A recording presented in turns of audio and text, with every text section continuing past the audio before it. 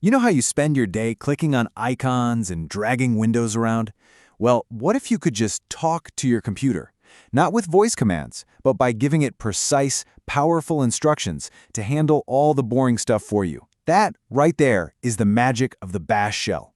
And today, we're going to learn the language to make it happen. And get this, you don't need some huge, complicated developer setup to get started. Nope. In just a couple of minutes, we're going to go from a totally blank screen to having our very own working program. It's way simpler than you might think. All right, first things first, we got to understand how we actually talk to the shell. It turns out there are really two main ways to do it. You can think of it like having a quick, direct conversation or writing out a more detailed step-by-step plan. And to be really effective, you're going to need both. So on the left, you've got interactive mode. The best way to think about this is like you're texting your computer. You type a command, you hit enter, and it gives you a response right away. Instant feedback. On the right, though, that's script mode. This is more like writing out a full recipe. You write down a whole series of commands in a file, and then you just tell the computer, hey, run this whole list for me. This is where automation really starts to shine. Okay, so let's go from just having a quick chat to writing our very first recipe. We're about to walk through the 4 essential steps to get any script up and running. Once you get this process down, you can build pretty much anything you can imagine. It really is just a simple 4-step dance. First, we create an empty file. You can use the touch command for that. Then we add our commands, our recipe, into the file. Now, step 3 is absolutely crucial. We use chmod plus x to make the file executable. You're basically telling the operating system, hey, this isn't just a text file. This is a program you can actually run. And finally, we run it. Now, the single most important line in any script is the very first one. It's called the shebang. That little hash and exclamation mark, that HSE, it tells the computer exactly which language to use for the instructions in the file. For us, HSE says, hey, use the bash interpreter. It's like putting a sign on the door that says, bash spoken here. And here it is, our very first script. A true classic for a reason. Right after our shebang, we have one simple command. Echo hello world. The echo command does, well, exactly what it sounds like. It just echoes, or prints, whatever text you give it right to the screen. Simple, clean, and the perfect place to start. All right, printing a fixed message is cool and all, but the real magic happens when our scripts can change, adapt, and even interact with us. So let's make our scripts dynamic by using variables and asking the user for a little input. The key concept here is the variable. Honestly, the easiest way to think of a variable is just as a labeled box where you can store a piece of information. Here, we're creating a box called who_variable, and we're putting the word world inside. Later on, when we want to use that info, we just refer to the box by its name, but we have to put a $sign in front. But what if we don't know the information ahead of time? Simple. We can just ask for it. The read command is our best friend here. It literally pauses the script, waits for you to type something and hit enter, and then it stores whatever you typed into a variable. This is how you make your scripts truly interactive. Okay, pay close attention to this next part, because this is something that trips up everybody when they're starting out. Quotes. Double quotes are what we call weak. That means the shell will look inside them for any variables and replace them with their values. But single quotes are strong. They tell the shell to treat everything inside as literal text, exactly as you wrote it, $signs and all.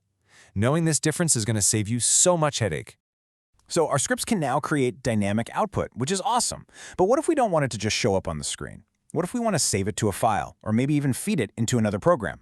Well, we can, using 2 incredibly powerful ideas: redirection and pipes. To really get this, we first have to understand that every command has these 3 invisible data streams, kind of like plumbing.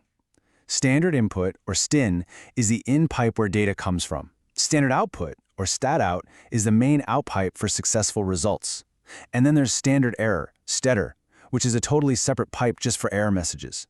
Knowing these 3 exists is the key. Redirection is how we reroute those streams. We can send them somewhere else, like into a file. Now, a single greater than sign will completely overwrite a file with your new output, but 2 greater than signs, that will append the output, adding it to the very end of the file without touching what's already there. That is a really important distinction. But what if you don't want the output at all? What if a command is just really noisy and you want to silence it? Well, for that, there's a very special destination called /dev/null. You can think of it as a literal black hole for data. Anything you redirect there is just gone, vanished, forever. It's perfect for getting rid of unwanted noise. And that brings us to one of the most powerful concepts in the entire shell, the pipe. That vertical bar character is like a piece of plumbing. It connects the standard output of the command on the left directly into the standard input of the command on the right. This lets you chain simple tools together to do really complex things. Like here, we're listing all the files and then piping that list over to another command that filters for just the log files. It's brilliant.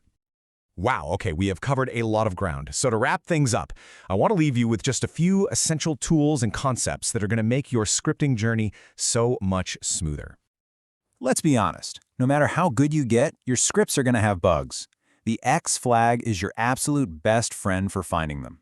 When you run a script with bash X, it prints out each and every command right before it runs it.